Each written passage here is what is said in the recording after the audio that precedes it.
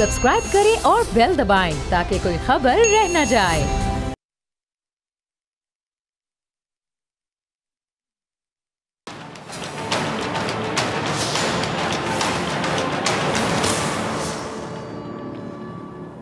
अस्सलाम वालेकुम नाज़रीन, मैं हूं डॉक्टर फ़िज़ा अकबर खान और मैं हूं पाकिस्तान और आप देख रहे हैं पाकिस्तान के सबसे बड़े न्यूज़ चैनल का नंबर 1 प्रोग्राम ऐसे नहीं चलेगा। नाज़रीन, एक किताब, एक नज़रिया जिसने ना सिर्फ साइंस में इनकलाब बर्पा किया बल्कि मजहबी खानकाहों में भी भूंचाल ले आया। उस नज़रिए ने बरतानिया समेत यूरोप को बाकायदा हिला कर रख दिया। बरतानवी शाही महल से चर्च तक इस नज़रिए का चर्चा होने लगा। 1859 को आज ही के दिन बरतानवी साइंसदान डार्विन की मशहूर किताब ओरिजिन ऑफ स्पीशीज़ शाया हुई और किताब ओरिजिन ऑफ स्पीशीज़ की इशाअत के बाद इंसान के वजूद में आने से मुतालिक राय बदल चुकी है। उनके नज़रिया इर्तिका में दुनिया के अंदर इंसानों के वजूद के बारे में एक नई, आप कह लें कि वजाहत पेश की गई, जिसके मुताबिक ये एक कुदरती इंतखाब का नतीजा है। और डार्विन मज़ीद क्या कहते हैं? डार्विन ने कहा कि सिर्फ वो मखलूक बाकी रहती है जो माहौल में एक बेहतर अंदाज में ढल सके, जबकि कामयाब जानवर अपनी खुसूसियात अपने बच्चों में मुंतकिल करते हैं ताकि इर्तिका का अमल जारी रहे। इसे अब एक हकीकत के तौर पर तस्लीम किया जाता है कि जो मखलूक माहौल के मुताबिक ना ढल सके उसकी नस्ल ख़त्म हो जाती है। अच्छा, डार्विन 22 साल की उम्र में कैम्ब्रिज से निकलकर बहरी जहाज़ पर दुनिया के सफ़र पर निकले। वो जनूबी अमेरिका की मुख्तलिफ जगहों से होते हुए दूर दराज जज़ायर तक गए और वहाँ पाए जाने वाले जानवरों का उन्होंने मुशाहिदा किया। अब इस सफ़र में उन्होंने कछुए की मुख्तलिफ इक़साम को देखा, जिनकी खुसूसियात भी मुख्तलिफ ही थीं। जहाँ खुराक ज़्यादा थी वहाँ कछुओं की गर्दन छोटी थी, लेकिन खुश्क जजीरों पर उनकी गर्दनें लंबी थी। अब इस सफ़र में डार्विन ने देखा कि किस तरह परिंदों की क्रॉस बीज करवाई जाती है ताकि नई इक़साम पैदा की जा सकें। अब इन मुशाहिदात से वो इस नतीजे पे पहुँचे कि कुदरत में बका की एक जिद्दोजहद जारी रहती है। ऐसे जानवर जो माहौल में बेहतर ढल जाएं वो ही बाकी रहते हैं, और अगर जानवर माहौल में ना ढल पाए तो फिर उसकी नस्ल ख़त्म हो जाती है। सर्वाइवल ऑफ द फिटेस्ट, इसकी इस्तिलाह भी आप कह लें कि इसी नज़रिए से ली गई है, और ये नज़रिया अमली तौर पर प्रैक्टिकली भी कदीम ज़माने से चला आ रहा है कि ताकतवर ज़िंदा रहेगा और कमज़ोर मर जाएगा। अब इसके साथ साथ अपने आप को हालात और माहौल के मुताबिक ढालने का जो हुनर है ना, ये भी किसी भी फ़र्द या मुआशरे की बका के लिए आप समझ लें कि बहुत ज़रूरी है। अच्छा नाज़रीन, अगर हम आलमी मंजरनामे पर ज़रा नज़र डालें और तारीख़ को उठाकर देखें तो हमें मालूम हो जाएगा कि बहुत सी कौमों का इस दुनिया से वजूद ख़त्म हो गया और बहुत सी रियासतें दुनिया के नक्शे से कह लें कि मिट गई, और बहुत से शाही घराने गुमनामी के अंधेरों में बाकायदा गुम हो गए। बका सिर्फ उनको मिली जो ताकतवर थे या जिन्होंने अपने आप को हालात के मुताबिक, या आप कह लें कि माहौल के मुताबिक ढाल लिया। अब पाकिस्तान की हम बात करें तो क्या में पाकिस्तान से पहले ही हमने देखा कि जब पाकिस्तान बना ही नहीं था उससे पहले ही हिंदुओं की जो दावत थी, दुश्मनी थी, खुलकर सामने आ गई थी, और पाकिस्तान से जो दुश्मनी थी उनकी वो भी खुलकर सामने आ गई। अब पाकिस्तान का क़याम रोकने की सारी जो कोशिशें हैं या आप कह लें कि साजिशें, वो नाकाम हो गई और अर्ज़े पाक को ब्रिटिश राज से आज़ादी मिली। पहले दिन से ही भारत की जानिब से पाकिस्तान के मुफादात पर ज़रब लगाने का जो सिलसिला है वो चल निकला। जूनागढ़ या हैदराबाद दक्कन की रियासत के इलाक़ का मामला हो या फिर आप कह लें कि कश्मीर में फ़ौज भेजने का मामला हो, भारत ने तमाम आलमी कानून और जो ज़ाब्ते हैं वो पामाल किए, और यूँ पाकिस्तान पहले दिन से ही अपनी बका की आप कह सकते हैं कि जिद्दोजहद में मसरूफ़ हो गया, और ये सिलसिला आज तक जारी है, आज तक चल रहा है। भारत ने कभी भी, सबको पता है, भारत ने कभी भी पाकिस्तान के क़याम को तस्लीम किया ही नहीं, दिल से तस्लीम किया ही नहीं, और यही वजह है कि आज तक भारत पाकिस्तान के ख़िलाफ़ साजिशें करता चला आ रहा है। सुकून नहीं है भारत को। अब दूसरी जानिब पाकिस्तान ने हमेशा अच्छा पड़ोसी होने का सबूत दिया और भारत को तमाम मसाइल मुज़ाकरात से हल करने की दावत दी। अब सिर्फ यही नहीं बल्कि पाकिस्तान की जो मौजूदा हुकूमत है उसने अपने पहले दिन से ही भारत को दोनों ममालिक के दरमियान ताल्लुकात को बेहतर बनाने के लिए राब्तों में तेज़ी लाने की दावत दी। अब वज़ीर-ए-आज़म इमरान खान साहब ने آپ کو یاد ہوگا کہ بار بار بھارتی قیادت کو امن اور دوستی کا پیغام دیا۔ وزیر اعظم نے 2018 کی فتح کے بعد آپ کو یاد ہوگا جو اپنی پہلی تقریر کی تھی اس میں بھی بھارت کو مذاکرات کی دعوت دی تھی۔ کلپ ہوگا عمران خان صاحب کی اس تقریر کا، ٹیم ذرا چلائیے گا۔ جی سنا آپ نے خان صاحب کو۔ اب وزیر اعظم عمران خان صاحب نے پہلے دن سے ہی ہم کہہ سکتے ہیں کہ بھارت کو دوستی کا پیغام دیا یا پھر امن کا پیغام دیا، لیکن بھارت کی جانب سے آج تک عمران خان صاحب کا یہ بڑھایا ہوا ہاتھ سرحد پار سے تھاما نہیں گیا۔ وزیر اعظم عمران خان صاحب کا بھارت کو پیغام صرف زبانی کلامی نہیں تھا، بلکہ انہوں نے اپنے خلوص کو عملی اقدامات کے ذریعے ثابت بھی کیا۔ اب بھارت میں سکھوں کی بڑی تعداد بستی ہے جو اپنے مقدس مقام کرتارپور صاحب آنے کے لیے ترستی تھیں۔ سرحد پار صاحب کو پتہ ہے کہ دوربین لگا کر وہ کرتارپور گردوارے کو دیکھتے تھے۔ عمران خان صاحب نے بھارت کی جانب دوستی کا ہاتھ بڑھاتے ہوئے کرتارپور کوریڈور کا منصوبہ پیش کیا اور پھر اسے حقیقت کا روپ بھی دیا۔ صرف بات نہیں کی، زبانی کلامی نہیں، پریکٹیکلی ثابت کیا۔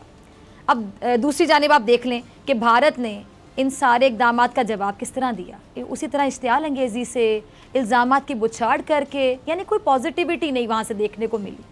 اشتعال انگیزی اور الزامات سے دیا جواب بھارت نے۔ اب بھارت کی جانب سے مقبوضہ کشمیر میں جو مجاہدین کی کارروائیاں ہیں ان کو بھی پاکستان کے سر تھونپنے کی کوشش کی گئی اور پاکستان کے خلاف آپ کو یاد ہوگا کہ فالس فلیگ آپریشن اور جو فرضی سرجیکل سٹرائکس ہیں ان کا ڈھونگ رچایا گیا۔ اب بھارت نے پاکستان کی ہم کہہ سکتے ہیں کہ امن پسندی کو شاید کمزوری سمجھ لی ہے، پاکستان کی ویکنس سمجھ لی ہے کہ کوئی کمزوری ہے پاکستان کی، جس کی اسے بڑی بھاری قیمت بھی چکانا پڑی ہے۔ بھارتی طیاروں کی سرحد پار پے لوڈ گرانے کی کارروائی کا پاکستان نے بھرپور جواب دیا، چکائی نہ پھر قیمت انہوں نے، اور اس وقت بھی ہماری قیادت نے بھارت کو بات چیت سے مذاکرات سے مسئلے کو حل کرنے کی دعوت دی تھی۔ ایک اور کلپ ہوگا خان صاحب کا، ذرا چلائیے گا۔ مسئلے حل کرنے چاہیے۔ جی تو سنا آپ نے۔ اچھا ناظرین، بھارت میں پاکستان کے خلاف نفرت کا جو پرچار ہے اس میں صرف بی جے پی کی مودی سرکار ہی مصروف نہیں ہے، بلکہ سرکار کا آپ کہہ لیں کہ گود لیا ہوا گودی میڈیا بھی اس میں پیش رہتا ہے، آگے رہتا ہے۔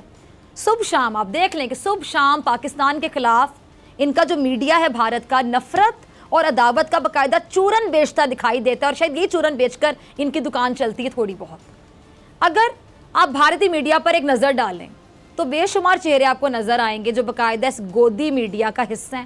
گودی لیا ہوا مودی نے اس میڈیا کو، اور بھارت میں سنجیدہ اور جو مثبت سوچ رکھنے والے کچھ صحافی ہیں جو کہ اچھی بات اور سچی بات، حقائق کو تسلیم کرتے ہیں، سچی بات کرتے ہیں، ان کو آپ کو پتہ ہے کیا بھگتنا پڑتا ہے خمیازہ، کہ ان کو نوکریوں سے ہی نکال دیا جاتا ہے، نوکری سے ہی ہاتھ دھونا پڑتا ہے۔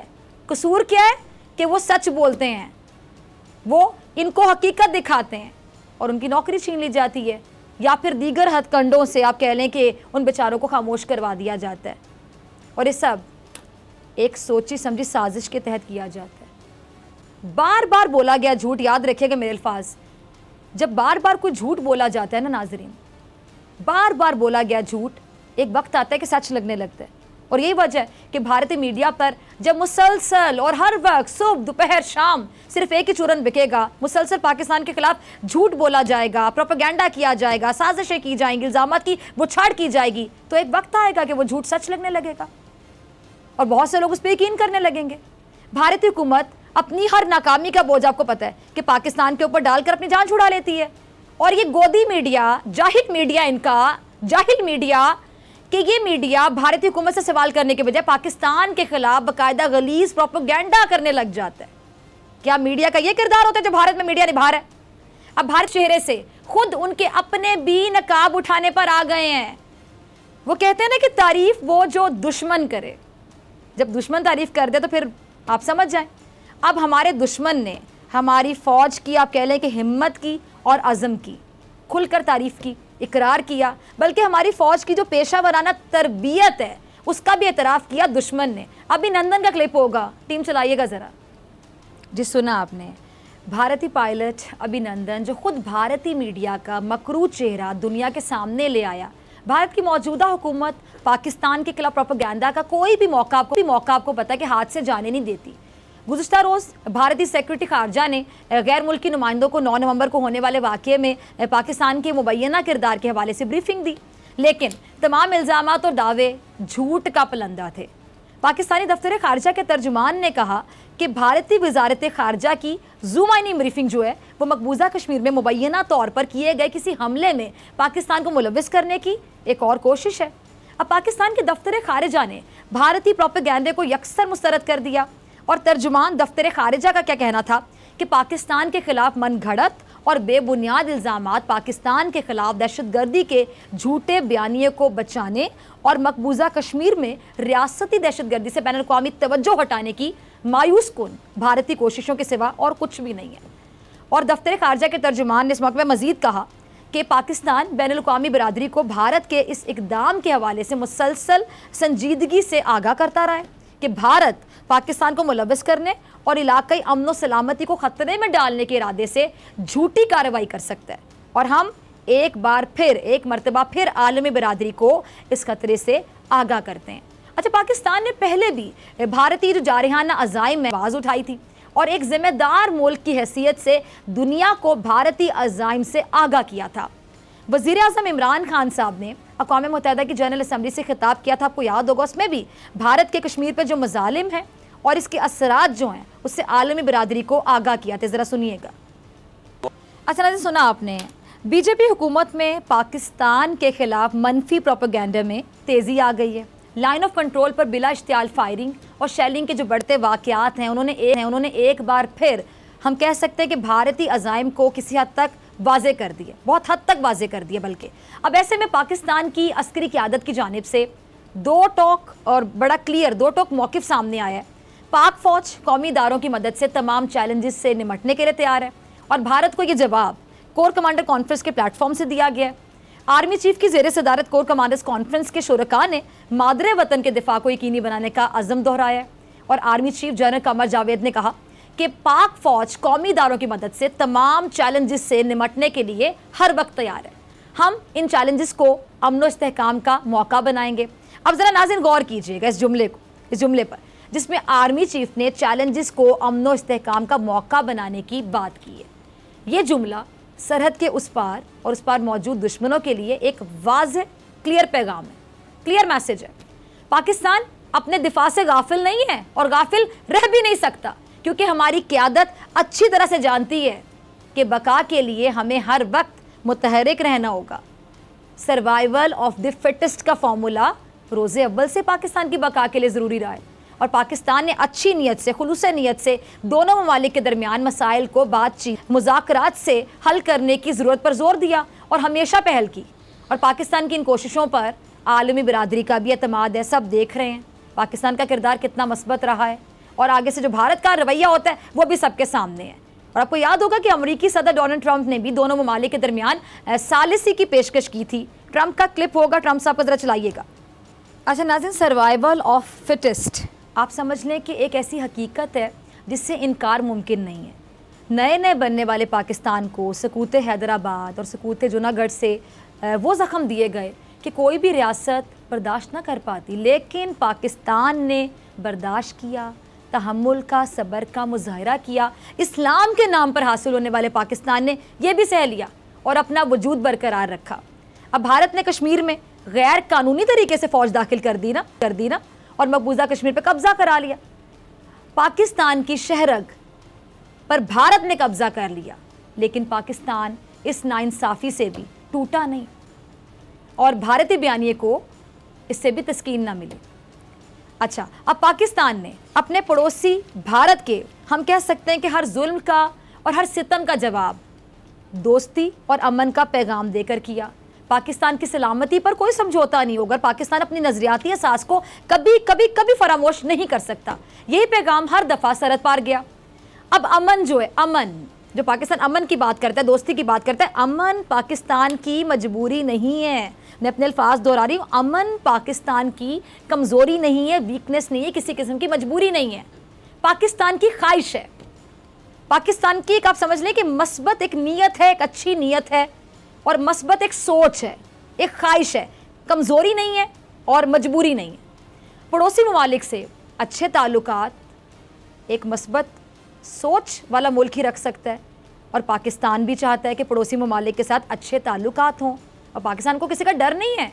भारत ने पाकिस्तान के साथ, आपको याद होगा जितनी भी जंगें लड़ी, उसमें क्या भारत को पाकिस्तान की कुव्वत का, हिम्मत का, पावर का अंदाज़ा नहीं हुआ? बिल्कुल हो चुका है। और यही वजह है ना कि अब भारत सीधा वार करने से बाकायदा घबराता है, खौफजदा। उसको पता है कि क्या फिर जवाब आएगा पाकिस्तान से।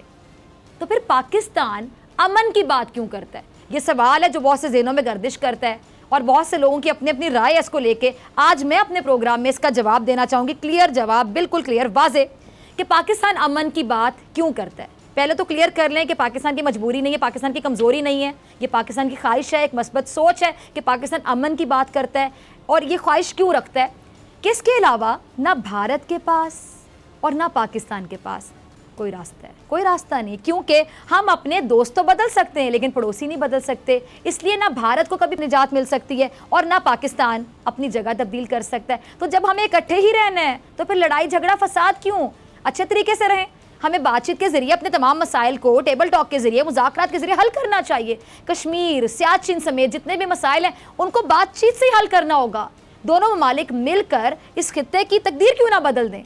जो पैसा दोनों ममालिक अपने दिफा के लिए हथियारों पे खर्च कर रहे हैं, अगर अक्ल से काम लिया जाए तो अवामी तरक्की और गुर्बत के खात्मे पर अगर वो पैसा खर्च हो तो सोचिए कितनी तरक्की हो सकती है।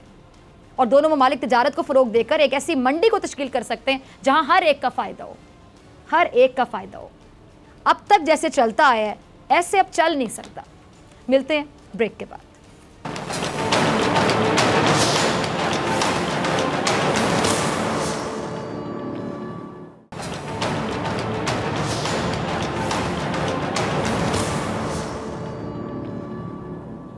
वेलकम बैक नाजरीन। जिनसी तशद्दुद के जो बढ़ते वाक़यात हैं, अगर मैं कहूँ कि उन्होंने इन वाक़यात ने इंसानियत को हिला के रख दिया तो बिल्कुल गलत नहीं होगा।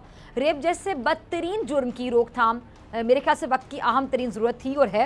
रेपिस्ट को सज़ा देने के हवाले से मुख्तलिफ हलकों में आप सुन रहे होंगे कि मुख्तलिफ राय पाई जाती है, सबकी राय एक नहीं है। अवामी हलकों की अगर मैं बात करूँ तो इसकी एक बड़ी तादाद इस किस्म के जुराइम में मुलविस अफराद के ख़िलाफ़ बाकायदा सज़ाए मौत का मुतालबा करती है कि इनको मौत की सज़ा होनी चाहिए और सरेआम फांसी होनी चाहिए। बदकिस्मती से कह लें कि सियासी हलकों में इस जुर्म को लेकर फांसी की सज़ा पर इख्तलाफ पाया जाता है और बाज़ हुकूमती नुमाइंदे और अपोजिशन अरकान रेपिस्ट को सरेआम फांसी देने के मुखालिफ हैं, मुखालफत करते दिखाई देते हैं, आपको सुनाई देते होंगे।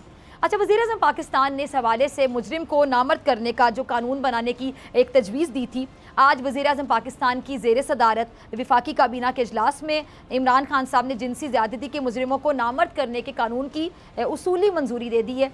अब कानूनी टीम की जानिब से मुजव्वज़ा रेप ऑर्डीनेंस का मुसव्वदा भी पेश किया गया है और कानूनी टीम ने ऑर्डीनेंस पर रोशनी डालते हुए कहा है कि जो फास्ट ट्रैक मुकदमात हैं और गवाहों का तहफ़्फ़ुज़ है वो मुजव्वज़ा कानून का बुनियादी हिस्सा होगा और मुतासिरा ख़वातीन या फिर बच्चे बिला खौफ अपनी शिकायत दर्ज करा सकेंगे और जो मुतासिरा ख़वातीन होंगी या बच्चे उनकी शनाख्त के तहफ़्फ़ुज़ का ख़ास ख्याल रखा जाएगा।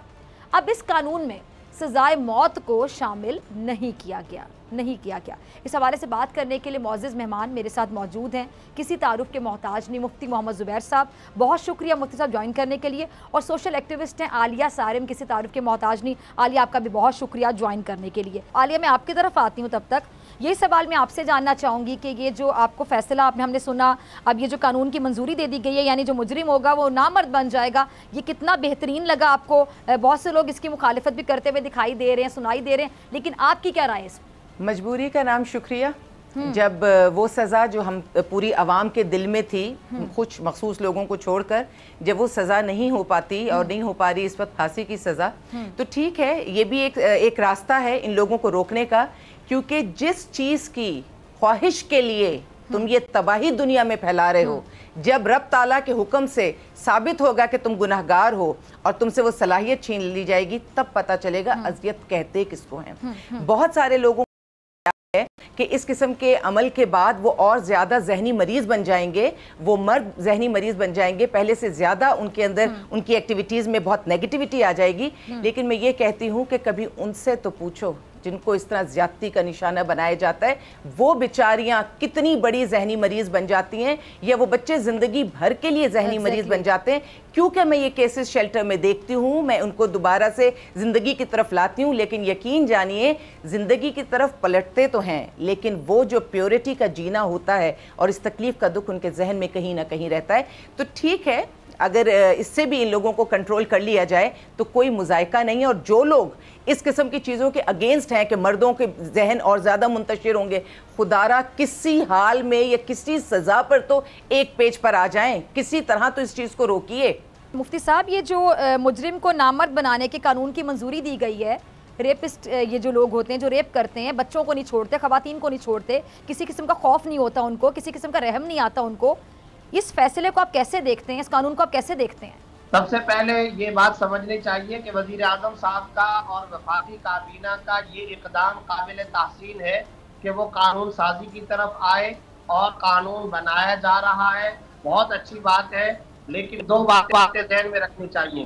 سب سے پہلی بات تو یہ کہ بدکاری کرنے والا مرد اور بدکاری کرنے والی عورت، اگر پاکستان اسلامی جمہوریہ ہے، ہم ریاست مدینہ کی بات کرتے ہیں، تو پہلا کرنے کا کام یہ کہ حدود کی شکل میں، تعزیرات کی شکل میں جو پہلے سے قوانین موجود ہیں ان پر عمل درآمد کا طریقہ کار آسان بنانا چاہیے. اور سورہ نور کے اندر آیت نمبر 2 میں اللہ رب العزت نے غیر شادی شدہ مرد اور عورت جو بدکاری کرنے والے ہوں ان کو 100 کوڑے کی سزا کا ذکر کیا ہے، اسے نافذ کیا جائے. رجم اور سنساری کی سزا کا کہا گیا ہے، اسے نافذ کیا جائے. جہاں تک نامرد بنانے کی سزا کا تعلق ہے تو شرعاً یہ سزا جائز نہیں ہے، شرعی طور پر یہ سزا درست نہیں ہے. تمام مکاتب فکر اور تمام اسکول آف تھاٹ اس کو ناجائز کہتے ہیں. اس لیے میں یہ سمجھتا ہوں اگر تعزیری طور پر ریپ کے مجرم کو، زیادتی کے مجرم کو اگر گواہوں کا نصاب پورا نہیں ہے، عدالت اور ریاست اور حکومت موت کی سزا دینا چاہتے ہیں تو سزا دینا جائز ہے. سرعام پھانسی کی سزا دینا جائز ہے، مگر نامرد بنانے کی سزا دینا شرعاً جائز نہیں ہے. ٹھیک ہے، ٹھیک ہے، آپ کا کہنا ہے کہ پھانسی کی سزا ہونی چاہیے، وہ زیادہ بہتر ہے، وہ جائز ہے، اور جو نامرد بنانے والے جو فیصلہ ہے، قانون ہے، اس کی منظوری دی گئی ہے، بالکل جائز نہیں ہے. آپ کا یہ کہنا ہے مفتی صاحب؟ سزا کو یعنی نامرد کی سزا کو نافذ کرنے سے پہلے بہتر ہوتا کہ اسلامی نظریاتی کونسل کے اندر شرعی پوائنٹ آف ویو لینے کے لیے بھیجا جاتا. لیکن میں آج آپ کو ایک خبر دے رہا ہوں، آپ نے اب تک پروگرام نہیں کیا اور میڈیا کی بھی اس کی طرف توجہ نہیں ہے. اس وقت پاکستان کے اندر آئیڈیالوجی آف اسلامی کونسل، اسلامی نظریاتی کونسل عملی طور پر غیر فعال ہو چکی ہے. اس لیے کہ اس وقت 12 ارکان اسلامی نظریاتی کونسل کے وہ اپنا ٹرم پورا کر چکے ہیں اور وہاں پر باقاعدہ قانون سازی کی سفارشات تیار ہی نہیں ہو رہی ہیں. چیئرمین سمیت ایک اس وقت رکن فوت ہو چکے ہیں، دوسرے رکن جج بن گئے ہیں اور 10 ارکان کی 7 نومبر کو مدت اور ٹرم پورا ہو چکا ہے. تو اب چاہیے یہ تھا، دیکھیں کتنی سخت ضرورت پیش آ رہی ہے. وفاقی کابینہ اگر آج نامرد بنانے کی سزا نافذ کرنے کی طرف جا رہی ہے تو پہلے کونسل سے اس کی سفارش تو لینی چاہیے. وہاں تمام مسالک کے علماء موجود ہوتے ہیں، لیکن اس وقت اسلامی نظریاتی کونسل کے 12 ارکان فارغ ہو چکے ہیں. میں آپ آج کے پروگرام کے توسط سے یہ مطالبہ اور ڈیمانڈ کرتا ہوں فوری طور پر اسلامی نظریاتی کونسل کو ایکٹیو کیا جائے، فعال اور بحال کیا جائے اور اس کے تمام ارکان کی گنتی کو پورا کیا جائے. جن کا ٹرم اور مدت ختم ہو چکی ہے ان کی جگہ پر فتویٰ کے ماہر، ریسرچ والے، تحقیق والے، ماہرین شریعت کو باقاعدہ اپوائنٹمنٹ ان کا کیا جائے تاکہ وہ اس جیسے اہم ترین سنگین نوعیت کے مسائل پر اپنی رائے دے سکے. صحیح، ٹھیک ہے. عالیہ، میں آپ کی طرف آنا چاہوں گی. عالیہ، معاشرے نے جو زیادتی کرنے کا شکار ہونے والے جو بچے ہیں ان کے لیے اس حادثے کو باقاعدہ بدنامی کا سبب بنا دیا، یعنی ہمدردی کرنی چاہیے ایسے بچوں کے ساتھ. جیسا کہ آپ نے کھل کر بتایا کہ ایسے بچوں کی نفسیات بعد میں کیسی ہو جاتی ہے، وہ نارمل لائف کی طرف بیچارے نہیں آ پاتے ہیں. بہت بڑا حادثہ ہے. اچھا، ہمدردی کی بجائے، ساتھ دینے کی بجائے چپ رہنے پر زور دیا جاتا ہے. کیا ایسے میں معاشرے نے زیادتی کرنے والے کے ہاتھ میں درندگی کا ہم کہہ سکتے ہیں کہ لائسنس دے دی ہے، لائسنس تھما دی ہے، اور جس کے ساتھ ظلم ہو گیا اس کے ساتھ تو بڑا ظلم ہو گیا نا کہ اس کو چپ کروا دیا جائے؟ مار بھی دیا اور رونے بھی نہیں دیا گیا، آواز بھی نہیں اٹھانے دی گئی. اور اس میں میں آپ کو ایک چیز بتاؤں, اس میں میں آپ کو ماں کی بے بسی بتاتی ہوں کہ ان کیسز میں مائیں بہت بے بس ہیں. جہاں پہ جرگہ سسٹم ہے, جہاں قانون اس طرح سے عدالتوں میں نہیں ہوتا, جرگے میں فیصلے ہوتے ہیں, قبائلی نظام ہے, وہاں پر اس طرح کے مسئلے بہت دیکھنے میں آتے ہیں کہ اگر ایک بچی کے ساتھ زیادتی ہوئی ہے اور وہ اپنی ماں کو بتاتی ہے, ماں کچھ کرنا بھی چاہتی ہے تو بچی کو کہتی ہے آواز نہیں اٹھانا, بولنا نہیں. اس کی وجہ یہ ہے کہ 2 خاندانوں میں نسل در نسل قتل و غارت شروع ہو جائے گا. تمہارا باپ کسی کے ہاتھ قتل ہوگا, بھائی کسی کے ہاتھ, کسی کو یہ کرے گا. یعنی وہاں پہ کیونکہ قتل کے فیصلے خود ہی کر لیے جاتے ہیں, وہاں قانون کی تو بالادستی ہے نہیں, وہ اپنے طور پہ کرتے ہیں, تو مائیں ڈرتی ہیں اور بیٹیوں کو ہی چپ کرا دیتی ہیں. کہنے کو وہ بھی ایک عورت ہے, یقیناً ان کا دل چاہتا ہوگا کہ بیٹی کے لیے آواز اٹھائیں, لیکن حالات ایسے ہوتے ہیں کہ وہ سمجھتی ہیں کہ بیٹی کو خاموش کرانے میں زیادہ بہتری ہے. تو ان جگہوں پہ قانون کو, عدالتوں کو پہنچانے جانا چاہیے. میں یہ سمجھتی تھی کہ اگر جرگے میں فیصلے بہتر ہوتے تو ٹھیک ہے, ایک نظام کہیں چل رہا تھا, بہتر نظام اگر چل رہا تھا تو ٹھیک ہے, لیکن جس قسم کے جرگے کے فیصلے اس دور میں ہم نے سنے ہیں اور جس طرح سے اس میں عورت کی عزت کی پامالی ہوئی ہے, میں یہ سمجھتی ہوں کہ ہر جگہ قانون ہی کی بالادستی ہونی چاہیے, ان جگہوں پہ قانون پہنچنا چاہیے, اور ماؤں کو کسی طور بیٹیوں کی عزت کے سامنے کسی طرح نہیں جھکنا چاہیے. بیٹی کی عزت چلی گئی تو پھر انہیں یہ کیوں خیال آ رہا ہے کہ شوہر کی زندگی بچنی چاہیے یا بیٹے کی زندگی بچنی چاہیے. اللہ ان رشتوں کو سلامت رکھے, لیکن بیٹی کے لیے پھر کون کھڑا ہوگا؟ اگر ماں بھی نہیں کھڑی ہوگی کون کھڑا ہوگا؟ میں نے ایسے بہت سارے کیسز دیکھے ہیں جس میں میرے پاس شیلٹر آ کے بھی ہم نے بہت حد تک, کیونکہ لیگل ایڈ ہمارا ادارہ ہمارا شیلٹر دیتا ہے, ہم نے انہیں وہاں تک پہنچا دیا. جب وہ بالکل سزا کے قریب جاتے ہیں تو پھر پیچھے ہو جاتے ہیں, مصالحت ہو جاتی ہے یا وہ معاف کر دیتے ہیں. ایسا قانون ہونا چاہیے جس میں مصالحت ہونی نہیں چاہیے. اور میں ان بچیوں کو بھی جانتی ہوں کہ جب ماں نے کہا کہ میں اس کیس کو واپس لینا چاہتی ہوں اور ان لوگوں نے بچیوں کو ہمارے پاس سے لے گئے کورٹ سے, ظاہر ہے ماں کے علاوہ تو کوئی نہیں لے سکتا بچے کو, تو جب انہوں نے ایسا سوچا اور ایسا کیا تو بچے شیلٹر ہوم سے چلے گئے. وہ بچیاں روتی بلکتی گئیں کہ ہماری ماں اس وقت ہمارے ساتھ زیادتی کر رہی ہے, ہم سٹینڈ لیں. اور جب ماں سے بات کرتے تھے تو وہ کہتی تھی بھائی کہہ کر چلا گیا, رشتہ آج کے بعد ختم, فلانا یہ باپ یہ کہہ کر چلا گیا کہ اب ہم تمہارے سر پر نہیں ہیں. تو میں یہ سمجھتی ہوں کہ یہاں پر عورتوں کو مضبوط ہونا ہے. اور ایک بات اور کہ ہم صرف ان بچوں کی بات کر رہے ہیں جو گھروں میں, ان کی بات کون کرے گا جو سڑکوں پر جن کے ساتھ زیادتی ہو رہی ہے, جو دن میں بھیک مانگتے ہیں. یہ وہ شہر ہے, ہم اس قسم کے لوگ ہو گئے کہ ہم تو دن میں بھی آنکھیں بند کر لیتے ہیں. تو سوچئے جب وہ راتوں پر کہیں سو رہے ہوتے ہیں اور وہ معصوم بچے ہیں جنہیں پتہ بھی نہیں ہوتا کہ ان کے ساتھ ہوا کیا ہے, انہیں یہ بھی نہیں پتا ہوتا کہ ہوا کیا, اور یہ بھی نہیں پتا کہ اس کے بعد جا کے شکایت کہاں کرنی ہے, رونا کہاں ہے. کشمور کی بچی کی اگر ویڈیوز دیکھی ہیں تو وہ 4 سالہ معصوم بچی جن الفاظ میں بتا رہی تھی, صاف پتا تھا اس بچی کو, معصوم کو پتہ ہی نہیں چلتا ہوا کیا ہے. یہ سڑک کے بچے, جس نے ظلم کیا وہ بچی اتنی معصوم کہ وہ کہہ رہی کہ انکل, اس کو انکل کہہ رہی, یہ نہیں پتا اس کو کہ وہ انکل نہیں, وہ درندہ ہے, وہ تو انسان کہلانے کے لائق نہیں ہے. جی ایسے ہی ہے. تو میں یہ سمجھتی ہوں کہ اگر وزیر اعظم صاحب نے اتنا اچھا اقدام اٹھایا ہے, وہ آواز بلند بھی کر رہے ہیں اور وہ فیصلے کر رہے ہیں, قانون سازی کی طرف جا رہے ہیں, یہ بات بھی بہت مناسب ہے کہ جو قانون موجود ہے ان کو امپلیمنٹ کیا جائے. یہ بات بھی بہت مناسب ہے کہ جو ہمارے مذہب میں چیزیں ہیں ان کو امپلیمنٹ کیا جائے. لیکن یہ خوش آئند ہے کہ انہوں نے چیز کو بسم اللہ کیا اور اب وہ چیز کو آگے بڑھا رہے ہیں. لیکن یہ اسٹریٹ چلڈرن, یہ تعداد میں بہت زیادہ ہیں, ان کو بھی اس وقت اگنور کرنے کی ضرورت نہیں ہے. ان کے لیے بھی وہ جگہیں بننی چاہیے جہاں اول تو یہ محفوظ رہیں, لیکن خدا نخواستہ اگر کوئی مسئلہ ہوتا ہے تو رپورٹ کریں. اور ایک چیز میں ان بچوں کے بارے میں یہ کہنا چاہوں گی کہ کیونکہ سر پر ماں باپ نہیں ہوتے تو انہیں صرف اسی طرح ایکسپلوئٹ نہیں کیا جاتا, ان کو نشے کی لت میں بھی ڈالا جاتا ہے. یہ زندگی میں کبھی دوبارہ واپس آ ہی نہیں پاتے, ان کو ادارہ بھی نہیں رکھ پاتا. یہ وہ بچے ہیں کہ اگر یہ سڑک سے چاہیں کہ ہم انہیں ادارے میں رکھیں تو ان کی زندگی کو اتنا تباہ کر دیا جاتا ہے کہ انہیں دوبارہ نارمل لانے کے لیے بہت ساری سہولتیں, بہت ساری چیزیں دیکھنی پڑیں گی. ٹھیک ہے جی. اچھا مفتی صاحب آپ کی طرف آنا چاہوں گی, آپ کا لاسٹ کامنٹ ہی چاہوں گی میں, کیونکہ اب 1 سے 1.5 منٹ ہے. مفتی صاحب ہمارے ساتھ ہیں ہی نہیں. چلے میں عالیہ آپ سے ہی بات کرنا چاہوں گی, 1 سے 1.5 منٹ آپ کا لاسٹ کامنٹ چاہوں گی. اس میں مفتی صاحب نے بھی بات کی کہ سرعام پھانسی والی بات انہوں نے کی. اب بہت سے لوگ ہیں جو اس کے خلاف ہیں, ایک طبقہ ہے جو اس کی باقاعدہ کھلے الفاظ میں سخت مخالفت کرتا ہے کہ جی سرعام پھانسی تو نہیں ہونی چاہیے. اب آپ کیا سمجھتی ہیں کہ ایسے مجرموں کو سر وہ کیوں نہیں دی جانی چاہیے؟ کیا رکاوٹ ہے اس میں؟ سرعام پھانسی کی مخالفت جو لوگ کرتے ہیں کیا سوچ کر کرتے ہیں؟ خدا نہ خواستہ ان کے اپنے بچوں کے ساتھ ایسا ہوگا تو کیا وہ مخالفت کریں گے سرعام پھانسی کی؟ فیضا, یہ اتنا بڑا گناہ اور اتنا بڑا جرم ہے کہ میں تو خود حامی ہوں اور شدید حامی ہوں کہ پھانسی ہونی چاہیے. میں تو ہمیشہ کہتی ہوں کہ اتنے بڑے جرم کو وہ سزا کے طور پہ کوئی ہلکی سزا پہ سوچ بھی کیسے سکتے ہیں, بلکہ ان کی تسلی کے لیے کہ جو لوگ اس کے اینٹی ہیں کہ پھانسی نہیں ہونی چاہیے, ان کی تسلی کے لیے میں ایک بات اور بھی کہتی ہوں کہ بھائی ضروری تھوڑی ہے کہ زندگی بھر یہ چیز یوں ہی چلتی رہے.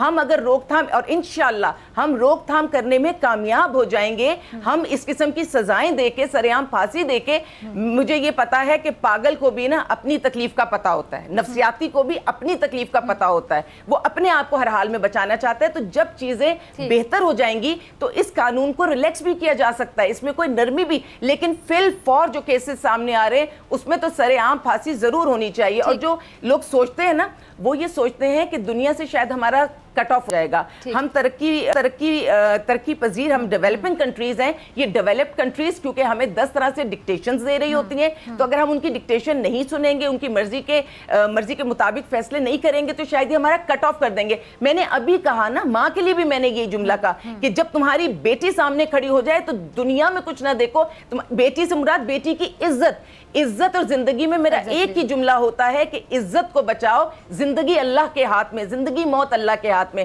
تو آپ اگر کسی دوسری قوم کو خوش کرنے کے لیے آپ اپنے لوگوں کو, اپنی بیٹیوں کی عزتوں کی حفاظت نہیں کریں گے تو یہ آپ کو آنے والا وقت بتائے گا کہ جو قوم اپنی عزت کی حفاظت نہیں کر سکتی وہ قوم زندگی میں اپنے آپ کو بچا بھی نہیں سکتی. اور آج بیٹیوں پہ ہم بات کر رہے ہیں, کل ہمارے مردوں کی عزتوں پہ بھی بات آئے گی, کل ان کی زندگیوں پہ بھی بات آئے گی. لاسٹ کامنٹ چاہوں گی, خاص طور پہ یہ جو آپ نے پوائنٹ ریز کیا تھا ابھی کہ سرعام پھانسی کی جو لوگ مخالفت کرتے ہیں, کیوں کرتے ہیں مخالفت آپ کے مطابق, اور شریعت اس حوالے سے کیا کہتی ہے؟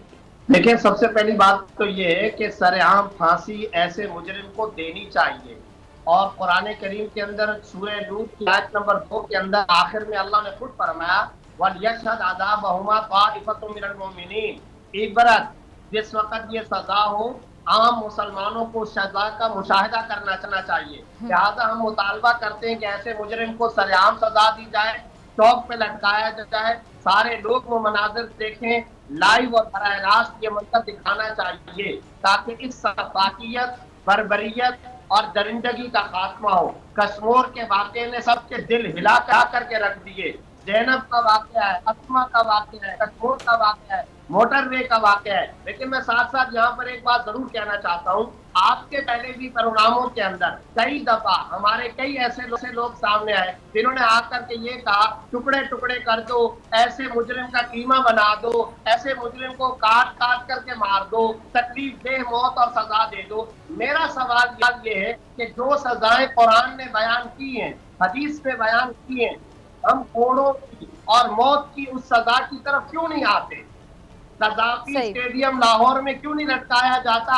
مینار پاکستان پر ایسے مجرم کو کیوں نہیں لٹکایا جاتا؟ لسٹر پارک میں کیوں نہیں لٹکایا جاتا؟ ملتان اور فیصل آباد کے گھنٹہ گھر چوک اور کراچی کے شارع فیصل پر آپ یہ سزائیں نافذ کریں, پھر اس کی برکتیں دیکھیں اور بھول جائیے اس بات کو. ویسٹ کیا کہے گا, مغرب کی سوچ کیا ہے, فلاں کا معاملہ کیا ہے, فلاں کا معاملہ کیا ہے. جب یہ اسلامی جمہوریہ ہے, ریاست مدینہ ہے, خدارا اپنی نسلوں کی عزتوں کا تحفظ کریں, اور اس کے لیے یہی ضروری ہے کہ قانون سازی کی طرف آئیں. جہاں تک نامردی اور سیکریشن کی سزا کا تعلق ہے, یہ شرعاً ناجائز ہے. اس کی ایک اہم وجہ یہ بھی ہے, ایک تو احادیث کے اندر اس کی ممانعت ہے, دوسرے نمبر پر اگر کوئی شادی شدہ مرد ہے اور اس نے یہ حرکت کی ہے, آپ اگر اس کو موت کی سزا دے دیں گے, عزت گزار کر اس کی بیوی دوسری جگہ شادی کر لے گی.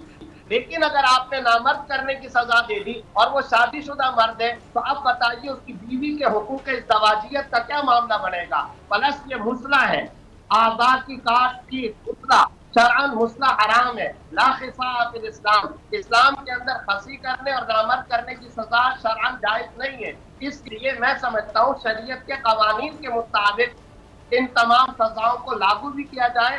ٹھیک, مفتی صاحب اور عالیہ سارم آپ دونوں کا بہت شکریہ. مجھے بریک پہ جانا ہے, بریک سے واپسی پر صدیق جان میرے ساتھ موجود ہوں گے اپنی بڑی خبر کے ساتھ.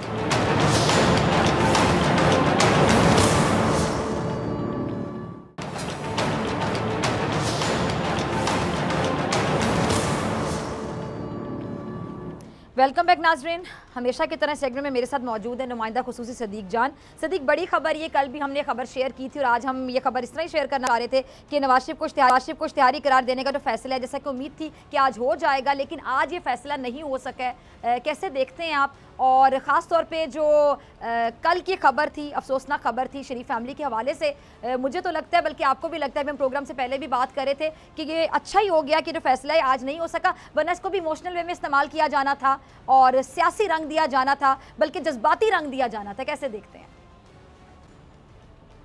जी बिल्कुल, आपको पता है कि शरीफ ख़ानदान हमेशा से विक्टिम कार्ड प्ले करता है और ये जो आज की तारीख थी 24 नवंबर की, ये 1.5 माह पहले से तय था कि 24 नवंबर तक की डेडलाइन थी, आखिरी मोहलत थी सज़ा-याफ्ता मुजरिम मियां मोहम्मद नवाज शरीफ के लिए कि 24 नवंबर तक वो आएँ, पाकिस्तान वापस आएँ, पाकिस्तान के इदारों के सामने, पाकिस्तान की अदालतों के सामने सरेंडर करें, ख़ुद को कानून के हवाले करें। और ये उस इश्तिहार में लिखा गया था कि अगर आप 24 नवंबर तक नहीं आएंगे तो उसके बाद आपको इश्तिहारी करार दे दिया जाएगा। इससे पहले उनको मुख्तलिफ नोटिस जारी किए गए और एक तवील एक प्रोसेस के बाद ये आखिरी डेडलाइन जो है वो तय की गई थी 24 नवंबर की।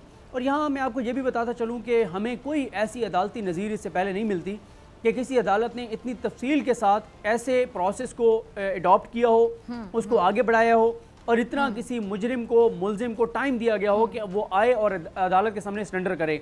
ये एक तो पहली बात तो यह है कि जस्टिस आमिर फारूक साहब और जस्टिस मोहसिन अख्तर कैनी साहब ने ये बहुत अच्छा किया है कि इसके तमाम जो कानूनी प्रोसीजर थे उनको बड़े ज़बरदस्त तरीके से पूरा किया है, मुकम्मल किया है, ताकि ऐसा ना हो कि कल को ये सज़ा-याफ्ता मुजरिम 2 साल बाद, 1.5 साल बाद पाकिस्तान वापस आकर कोई भी बहाना बना के, कोई कानूनी फ्लॉ निकाल कर और फ़ायदा लेने की कोशिश करे। ऐसा नहीं होगा।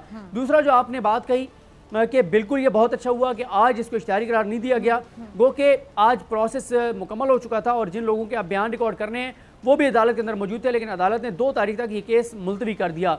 अगर आज इश्तिहारी करार दिया जाता तो इसका इल्ज़ाम भी फ़ौज पर लगाया जाता, हुकूमत पर लगाया जाता, जजेस को इल्ज़ाम दिया जाता। हालांकि मैंने आपको बताया है कि ये 1.5 माह पहले से तारीख फिक्स थी। और साथ ही इसमें इंपॉर्टेंट बात यह भी है कि देखें, जो लोग फ़ौज पर इल्ज़ाम लगाते हैं, जो हुकूमत पर इल्ज़ाम लगाते हैं, जो जजेस पर इल्ज़ाम लगाते हैं, जो अदलिया पर इल्ज़ाम लगाते हैं, वो उस मुजरिम से नहीं पूछते कि भाई तुम क्यों पाकिस्तान वापस नहीं आ रहे, तुम क्यों इदारों के सामने सरेंडर नहीं कर रहे, तुम क्यों कानून को नहीं मान रहे, उसको नहीं कहेंगे। और आप ये भी देखें कि अब नवाज शरीफ साहब की वालदा का इंतकाल हुआ, अल्लाह ताला उनके दर्जात बुलंद करे उनकी वालदा के, लेकिन ये फैसला कुन मरला है कि उनको दौलत अजीज़ है, यहाँ से जो पाकिस्तान से पैसा लूट के उन्होंने अपने बच्चों को वहाँ शिफ्ट करके दिया है वो अजीज़ है, उनको अपना माल अजीज़ है, उनको अपने असासे अजीज़ हैं, उनको मनी लॉन्ड्रिंग किया हुआ वो जो अपना माल है सारा वो अजीज़ है, या अपनी माँ अजीज़ है। भाई आप आ जाएँ वापस वालदा के साथ, आप आएँ यहाँ पे उनकी तदफीन और उस सारे प्रोसेस में शामिल हों और साथ आप अदालत के सामने भी सरेंडर करें, अदालत के सामने भी पेश हों। ये कोई बात नहीं करता। इदारों पे इल्ज़ाम लगाना है, इदारों को कसूरवार ठहराना है, आर्मी चीफ का नाम ले लेके इल्ज़ामात लगाने हैं, उसको नहीं कहना वो जो पाकिस्तान से भागा हुआ है। तो ये बहुत अच्छा हुआ। और यहाँ पर मैं एक और बात भी कहना चाहता हूँ डॉक्टर साहब आपके तवज्जुह से यहाँ पे कि वो एंकर्स, कुछ ख़वातीन और मर्द जो हैं, जो हर चीज़ में इदारों को मुर्द इल्ज़ाम ठहराते हैं। ये आज कोई 8वीं समात थी, नवाज शरीफ को जो इश्तिहारी करार देने का प्रोसेस शुरू हुआ है, 8वीं समात थी। इन 8 समातों में से एक भी समात के अंदर इनमें से कोई अदालत में नहीं आया, लेकिन जब नवाज शरीफ को इश्तिहारी करार दिया जाएगा, ये सारे बैठ के इदारों पर इल्ज़ाम लगाएंगे कि इदारों ने बड़ा गलत किया है। 4-5 माह से ये केस चल रहा है, एक भी बंदा इनमें से अदालत में नहीं आया।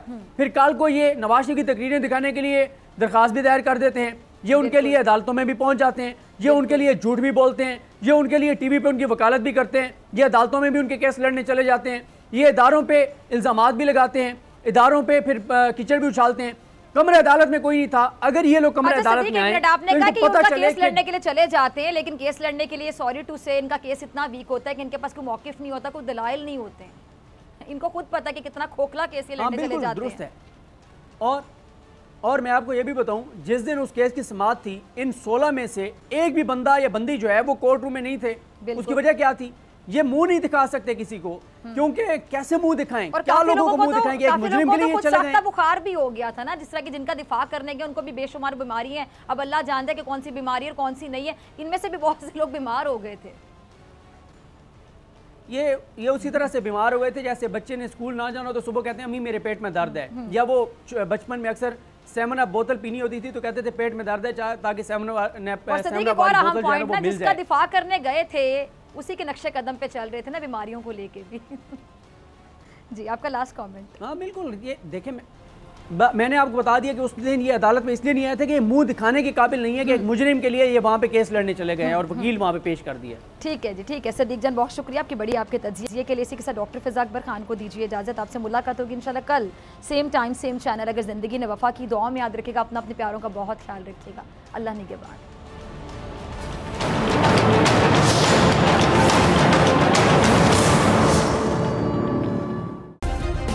سبسکرائب کریں اور بیل دبائیں تاکہ کوئی خبر رہ نہ جائے.